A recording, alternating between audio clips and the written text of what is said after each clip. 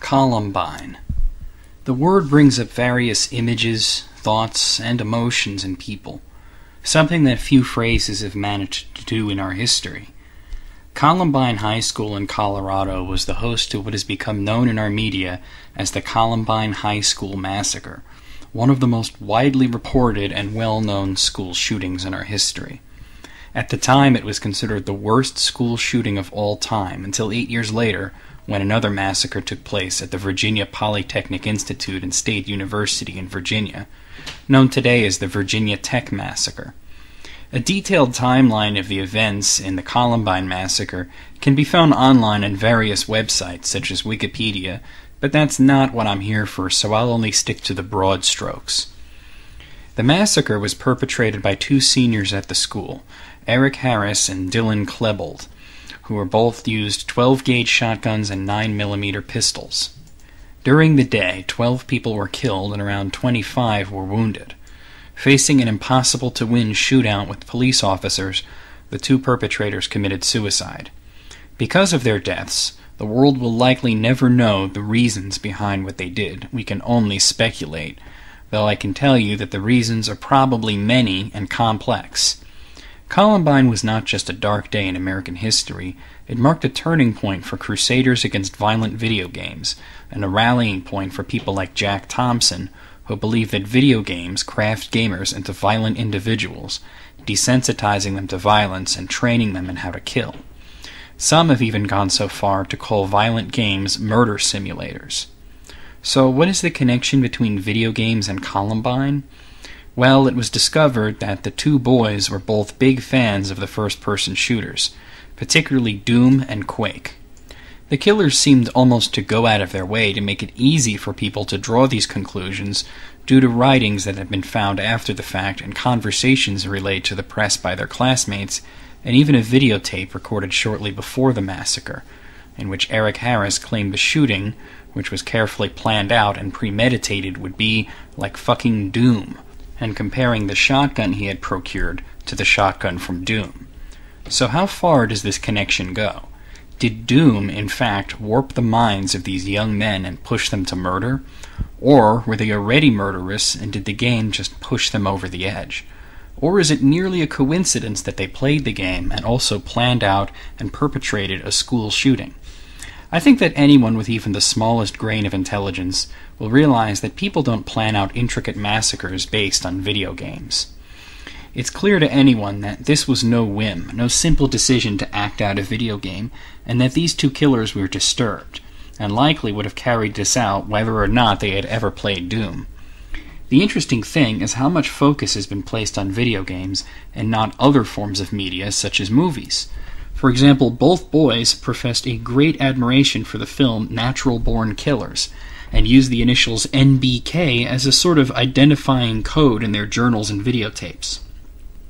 However, it seemed to be video games that bore the brunt of the scrutiny, and the source of desensitization to violence and depersonalization of the potential victims.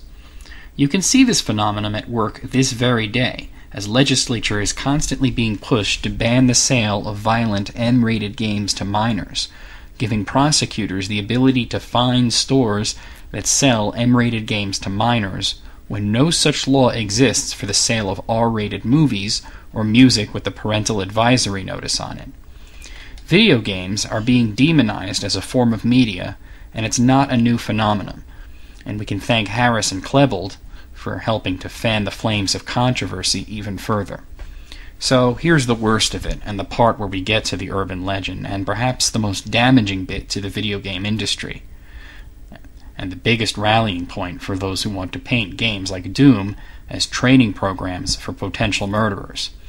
It turned out that Eric Harris was not just a fan of Doom, but saw the fandom as a sort of lifestyle, with most of his thoughts turning to the game, even designing and creating several levels for the game.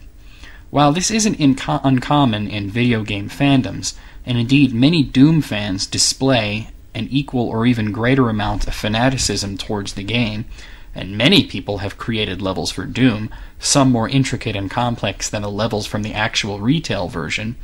But what sets Harris's efforts apart, however, is a second-hand rumor that led people to believe that Harris had created a Doom level, or perhaps a set of levels, based on the layout of the Columbine High School, and that Harris and Klebold both used these levels as practice for the massacre. Now, if that just made you uncomfortable just now, thinking of the two creating levels based on their school and using them to practice the real shooting that they were planning on carrying out, don't worry, it only means that you're normal. But you can now rest easy knowing that it's bullshit. Several classmates came and said that Klebold and Harris created these Columbine levels, and by the way, you've been watching footage of me playing them, but none of them had any information other than they had just heard about it. Several levels made by Harris have been found, most of them being deathmatch arenas designed for online multiplayer battles, and therefore do not contain enemies to practice on. The one-level WAD that is designed for single-player, and therefore contains enemies, is known as UAC Labs, and that's what you're currently watching. The WAD contains two levels, neither of which bear any sort of resemblance, even slightly, to the layout of any portion of Columbine High School. The levels can actually be fairly hard to find, as most websites that had them hosted when the massacre took place removed them, as the gaming community in general, and Doom community in particular, wish to distance themselves from Harris and Klebold, having had enough problems dealing with pinheads trying to draw a connection between Doom and a very real tragedy.